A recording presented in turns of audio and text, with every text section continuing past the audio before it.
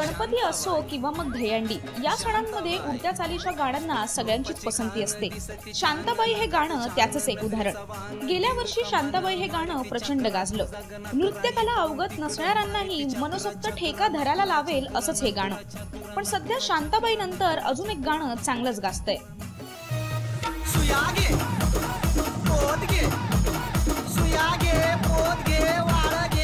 संगीत अल्बमची निर्मिती करणाऱ्या कंपन्या गणेशोत्सवात उडत्या चालींची काही गाणी मुद्दामून बाजारात आणतात।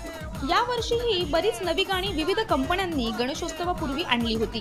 त्याचंच एक म्हणजे सुया घे पोत घे।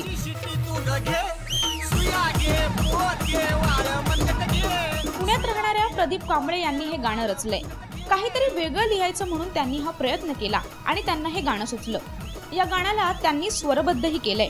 अजय अतुल यांचं झिंगाट हे गाणं गणेशोत्सवात आघाडीवर होतंच, पण बाकीचीही गाणी नक्कीच भाव खाऊन गेली। त्यातलंच हे एक गाणं। दरवर्षी चित्रपटांमधून गाजलेली आणि श्रोत्यांच्या ओठांवर खेळणारी गाणी मिरवणुकांमध्ये गाजतातच। त्यापैकीच एक म्हणजे शांताबाई। हे गाणं बरेच दिवस लोकांच्या तोंडून आपल्याला ऐकायला मिळत होतं, पण आता सुया हे गाणं लोकांना तेवढंच आवडतंय। हे गाणं आता शांताबाईला विसरायला लावतं का हे तर वेळच सांगेल। शुभांगी साळवे, मुंबई लाईव्ह।